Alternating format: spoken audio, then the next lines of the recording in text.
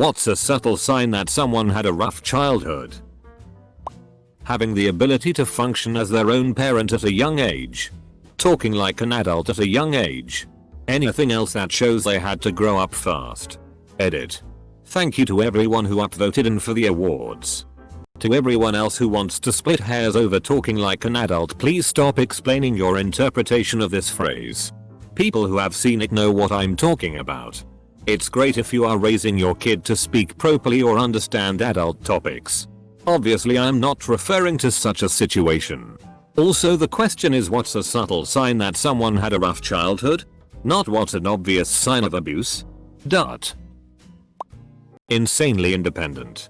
They've learned not to trust anyone to help them, so do everything themselves. Other extreme can be a sign as well. Significant learned helplessness. Need support and help in making every decision.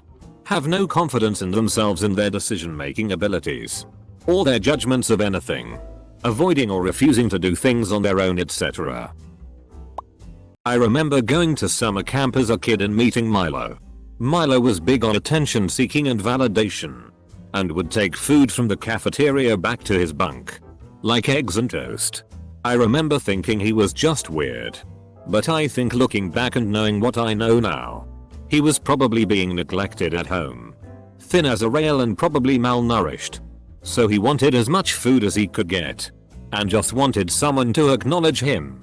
Pretty sad stuff. I came here to post about food hoarding, obviously. There are a lot of reasons why a person might have a complicated relationship with food. But food hoarding is often specifically a behavior that stems from childhood food insecurity. If you don't get to eat regularly as a little kid, your lizard brain may never really believe that whatever food you have is enough. Double quote. I think that can be generalized to a lot of behaviors. Whatever you were missing out on as a kid, attention, affection, food, security, on some level, you're going to be seeking that out for the rest of your life. My ex from high school wore clothing that was way too small for him.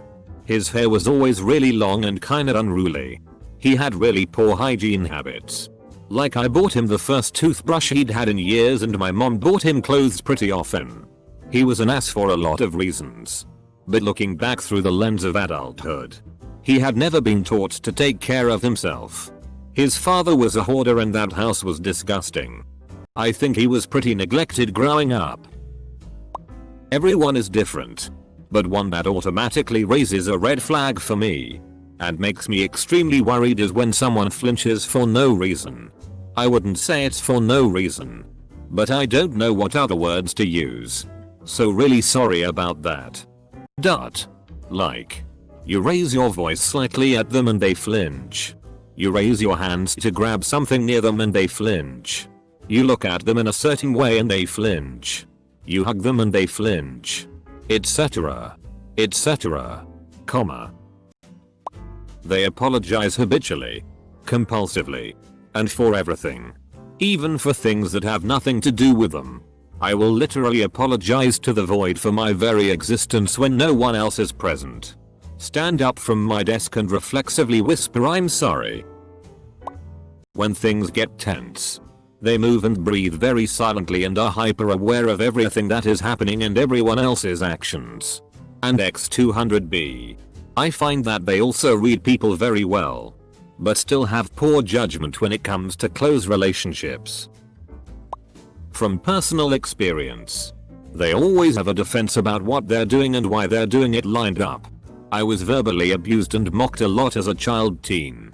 It hurt me a lot because it didn't matter if I did something right or wrong, I'd get yelled at for it. So I learned to have an excuse prepared just in case I have to answer for what I'm doing. Even in my adult life I feel like I'm always thinking to myself ways to justify what I'm up to. Even if it's something as benign as why I put a dish away where I did. No one ever asks about the mundane stuff I do, but I always feel like I have to be ready to defend myself. It really sucks. I shouldn't have to justify my existence. Jumping at every loud noise.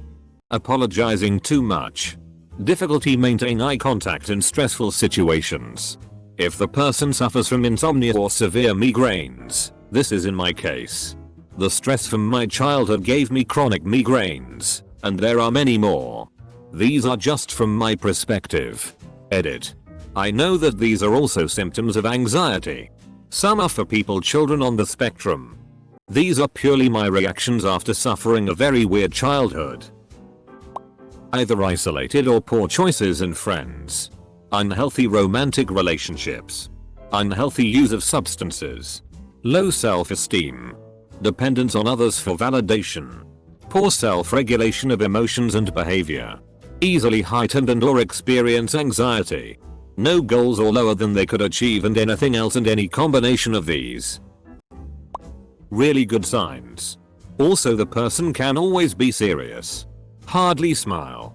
Very into work and personal performance or perfection. Edit.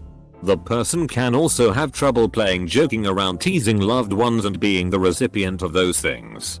Edit 2. These and the parent's statements seem to be resonating with many. So here is what is hopefully a pick-me-up.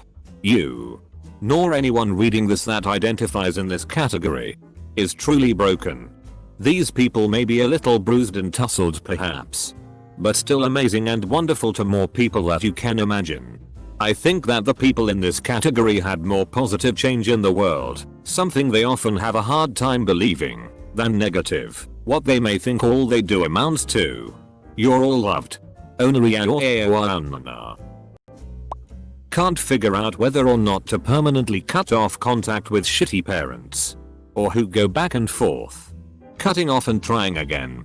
And cutting off and trying again. Even considering it means your childhood was X shitty. And if you want to but can't do it, it probably means your childhood was X times shittier than that. To erode your sense of self and healthy boundaries to the point where you know what you have to do, but have been brainwashed by your oppressors to the point where you can't bring yourself to do it. Someone who rarely shares what happens at home or talk about their family. Damn, this hits close to home. In elementary school I used to struggle with writer's block, and while yes, that was true, a lot of it stemmed from a fear of judgment. 1. People wouldn't like my ideas or writing. 2. I felt like what happened at my home specifically was wrong compared to everyone else, and thus didn't want to write about it. This was hard considering a lot of elementary school writing prompts involved writing about family. I also didn't want to lie and make up something that didn't happen as it felt wrong. Haphophobia, or the fear of being touched, is definitely one of them. Flinching at loud noises or quick movements. Wanting to be at work and doing good all the time. Inconsistent hobby practice i.e. drawing, but only sometimes drawing, and then dismissing what you drew as not good enough. Can you not describe my issue with hobbies? Please? I can't focus on one. I think I'm not good enough and find a new one. Thinking that I'm supposed to be immediately good at something. I hate it. Well, because of that I have a very vast amount of knowledge on very random things, but it's never deep knowledge. If that makes sense. Seeming like they have it all together and definitely don't need any help from anyone. Oh, something serious is happening. Make a joke. Oh, your anxiety is debilitating? Better go isolate yourself, because God forbid you let anyone know you're struggling and that you could use some support. I used to involuntarily flinch when someone around me moved or gestured quickly. My parents were the masters of lightning quick punches that came with no warning. Ends up ingrained in you that fast movements equals get ready for a punch. Mine were different. If they came in and I was taking a break, like watching a show or seeing some other websites, I would get inspected, basically asked a shitting of questions about what I was doing, and had to lie low for a week. There were a ton of normal sites I see that they don't approve of, and if they see me there, I got yelled at a lot, and who boy do those shoutings mess up my head. Got beat too sometimes. Boundary issues are common, but reactions still are an individual thing. What helps to keep in mind is the 4F model of trauma responses. Fight, flight, fawn and freeze. When you notice somebody's reactions are easily categorized as one of those, and it is a very persistent pattern. Adverse childhood circumstances of some sort are a pretty safe bet. Edit. To fawn equals to court favor by a cringing or flattering manner. So basically the stuff pathological people pleasers are made of. My experiences can be extremely defensive when they are wrong. Difficulty trusting good experiences or motivations in others. Hard time saving money. Generous to a fault sometimes. Bad choice in relationship partners and friends. Able to find joy in very small things. Low self-esteem. Feels obligated to deal with things all on their own to not bother. Has severe trust issues. Either pours all their love on someone and doesn't know when to stop or doesn't give a shoot. Watch their table manners. Meals are forced contact time in bad households and it can easily show. Some examples are becoming less talkative or withdrawn during meals. They realize their elbow is on the table and they jerk it away quickly. Or something innocuous like a sneeze at the table causes undue shame or embarrassment. Conversely, someone who grew up without parental guidance can also develop odd eating habits. In the case of a co-worker of mine, they collect the condiments near them.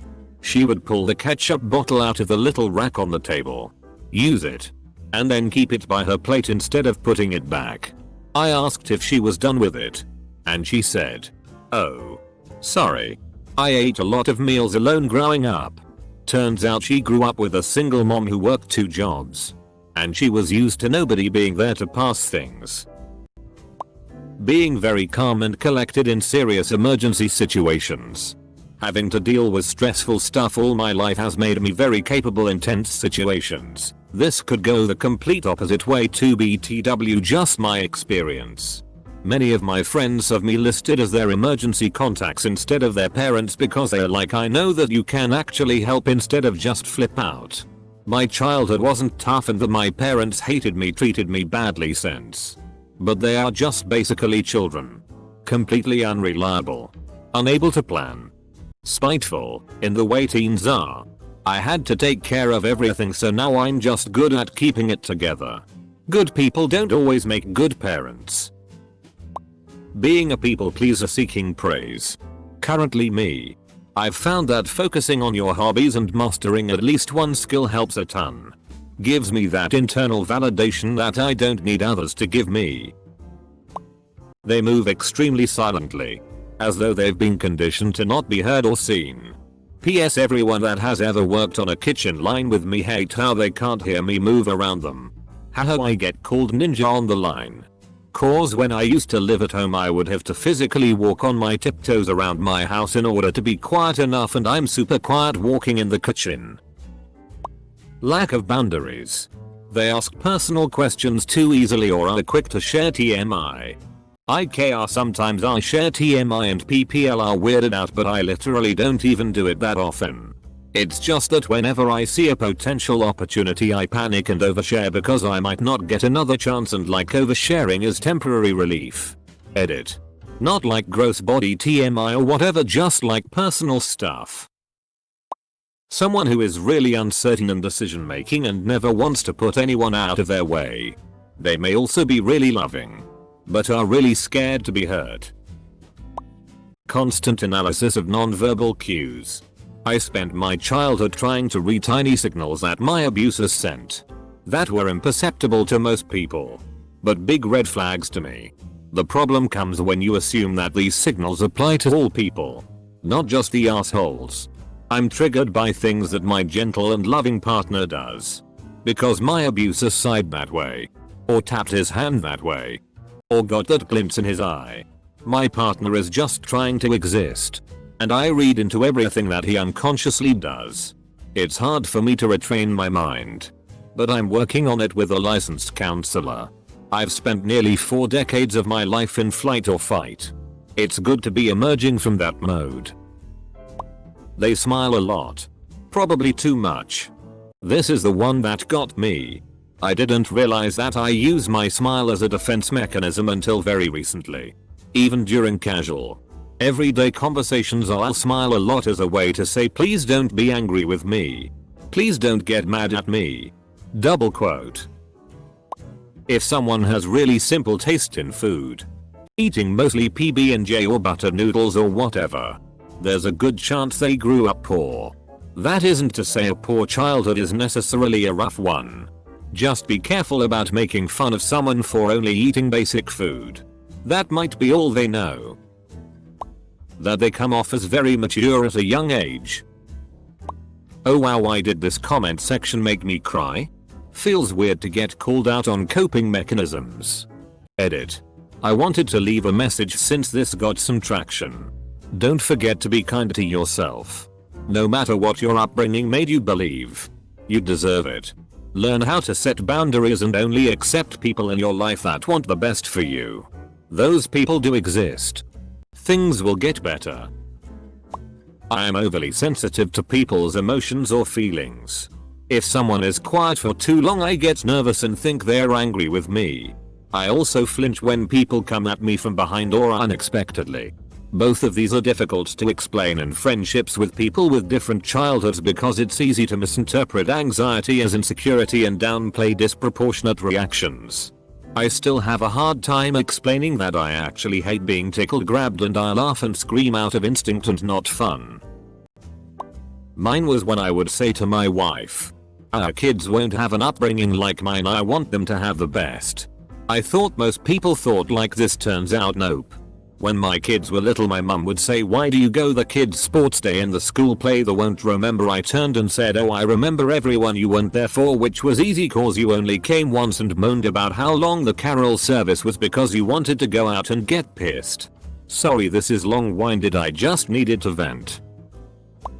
Being really good with money is sometimes a sign that someone didn't grow up with much money and had to save to afford food and stuff. The opposite can be true, too. They may be really bad with money and spend every penny they make because they were so deprived of things when they were young and finally have a chance to catch up, for lack of a better term. And since you live day to day being poor, you don't think about the future because buying a house someday is about as likely as walking on the moon. You live in the here and now. And that's really, really hard to break. Source: me. My now boyfriend always used to say jokes like, "Now you did hurt me, it's way worse at home." But he had a look on his face after saying those type of jokes and knew a body saw it, I guess. So one night when we were on a call, I asked him if everything was alright and if those jokes were really a joke. He was quiet for 5 seconds and told me everything. After that I learned that some people knew but just ignored it. He was so relieved that someone could see his pain and was willing to talk about it. After 3-4 months after that, we were together and are still together. He is the nicest person I have ever met. They stress out when it comes to report card time. Especially if it's anything lower than a B. As a child I actually got suspended because of this. My parents were the type to yell at me if I got less than an A. Hell, even if I got less than 100 I got criticism. So in 6th grade, I got a C on my report card, which came in an envelope you had to have your parents sign. I forged my mom's signature. I got caught. I got in school suspension. And I got beaten when I got home. I will say I'd done a lot of sneaky things within the past few weeks though. Do I condone my forging the signature? No. But I feel like I wouldn't have resorted to that if my parents weren't so unreasonable about grades. If they subconsciously memorize the sound of everyone's footsteps. You can tell that someone has done this when they know you're nearby to ask for something without looking. Or even around a corner. Or what have you. Not just identify family members' footsteps. That's pretty easy to do if you live with them a long time. But if they can readily identify everyone around them, even just co-workers, based on their footsteps, at a minimum they've got some serious anxiety running in their brain 24/7, making them worry about who might that be and what might they want, so they've learned to discern who it is. When someone always complains about your life. That's what happened to me. I remembered this kid in 6th grade. She hated me. One day, she started yelling at me with tears in her eyes. She said, "I hate how you always get your parents' attention. They love you, pay attention to you, and is nice to you. My parents hate Emmy. They even said that they want Emmy dead." She started crying. I hugged her and told her that her parents are mentally retarded and that she could stay with me whenever something bad happens. She calmed down and hugged me back. Turns out that her parents were alcoholics and homophobic. The girl came out as a lesbian and her parents and they started abusing her and calling her the F word. I'm in 8th grade now and she's with a new loving family. She's struggling with PTSD and I'm trying everything in my power to help her. Being constantly afraid you're going to bother someone. If a friend is in a bad mood or acting different for any reason, trying to think if there's any possible way it could be your fault. Another one is being a people pleaser. Not always associated with issues during childhood, obviously, as sometimes people are just givers.